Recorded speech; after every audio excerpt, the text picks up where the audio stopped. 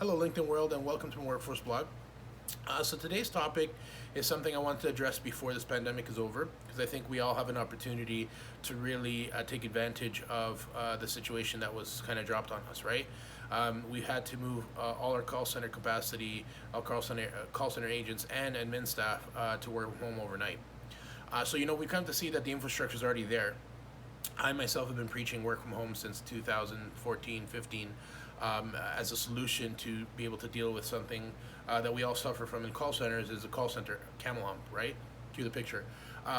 What that is all about, you guys know it very well. We're overstaffed in the morning, or sorry, we have a lot of volume in the morning, and then we're overstaffed in the afternoon, and then we have a lot of volume in the evening, and we don't have the staff there to meet the demand. So that's a situation that we constantly struggle with. And every call center I've been to, it's the same common problem, and it's all derived around scheduling and seniority and shifts. And the majority of our the population, baby boomers, millennials, young adults, have families they have to take care of. They like the 7 a.m. shifts, they like the 8 a.m. shifts, they like the 9 a.m. shifts.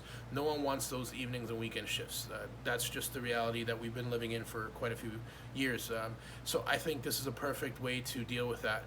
Parallel capacity agents, in a nutshell, are a way for you to take advantage of the investment you've already made in buying all these work from home computers, having to take all your capacity from the call center and move it to work at home. And I think most of you have now done that, and you've made this huge investment in the equipment. And when the pandemic's done and there's vaccine and everyone's back to the office sites, I know a lot of organizations are going to keep their work from home, or are going to keep a certain percentage of their agents work from home. But my concept is where you would actually keep the entire capacity available to you, right? So let's say example, if you had 1,000 FTE at the call center site, and over a few weeks, you've done a great job of converting the 1,000 FTE on site over to work from home. You've probably bought over 1,000 computers or a couple hundred computers and made a quite a big investment on equipment. And what to do after this is all done. Well, that's the concept, right? Parallel capacity agents. You have your 1,000 FTE on site, and now if you just let your agents keep their work at home PCs and set up an infrastructure, IT intake process, a process where the equipment is assigned to their employee ID or their equipment is assigned to the agents themselves, you can actually double your capacity. So you're going from 1,000 agents to 2,000 agents, simply by letting them keep their equipment. And what advantages is for you is great, because now you've created like basically an on-demand capacity, right? On demand, that's awesome, right? Basically, what pros are of parallel capacity agents are like less office space, and lease fees and rental fees.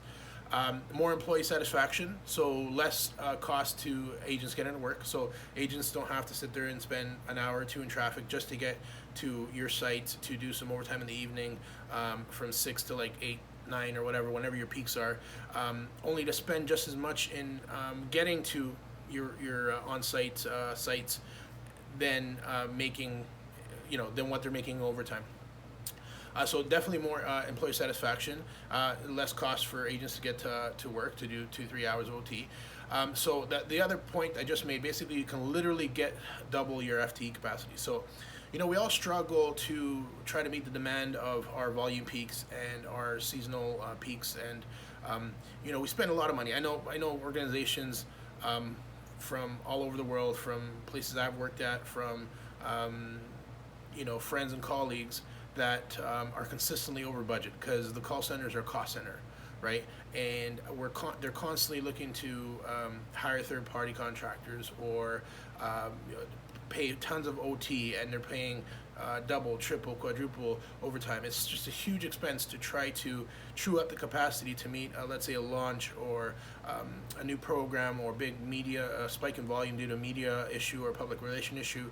And so, for me, to maintain that capacity to meet your overall demand based on your contact rate, your yearly contact rate, or your customer base, that's easy, right? But to get the capacity in there to meet those big demands is the tough part, right? You're going to constantly be hiring people, training classes before your peak periods, attrition, there's negative attrition, when you hire all these new classes, and it's very costly, and most of these sometimes these agents will, like, let's say, leave in September due to the school year, so it's very unreliable sometimes. Just hiring capacity for certain periods or contracting out, it could be very expensive.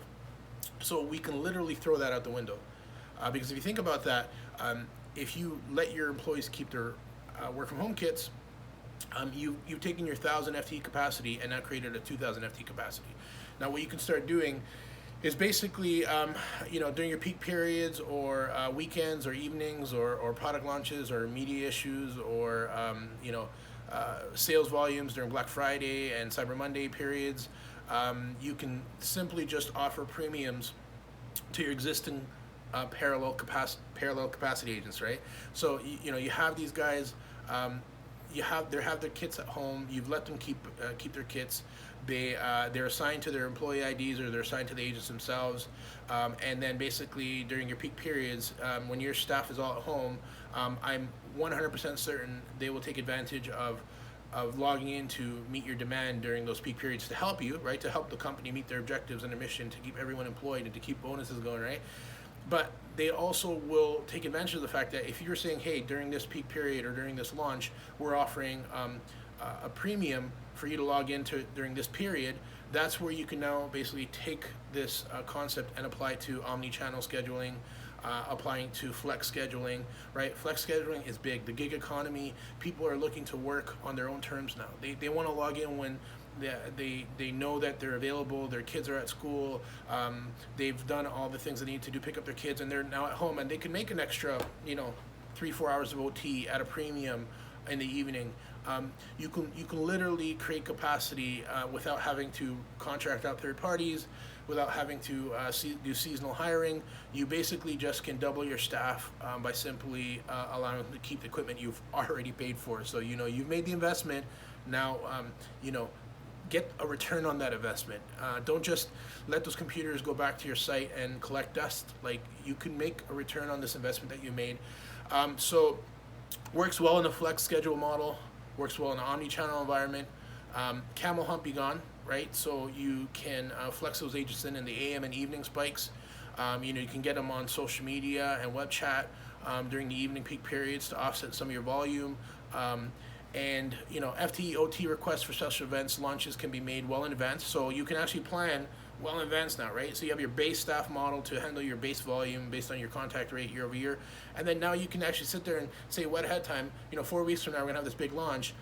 I need 150 agents. You can actually sit there and create the capacity before even the event happens, right? So you actually solicit the shifts via flex scheduling model to your existing base, who also have parallel capacity computers, or they have their at-site computers and they have their at-home computers, and you can actually sit there and create the capacity before the event even happens. So you're actually creating these flex schedules and putting them in place before the event actually occurs.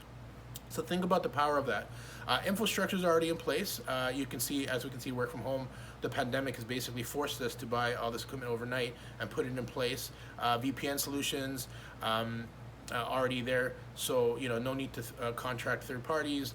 Less load issues. I will never comment on my previous or current employer, but I know from colleagues and from personal experience, from hearing from other colleagues and from my own experience, absenteeism goes down.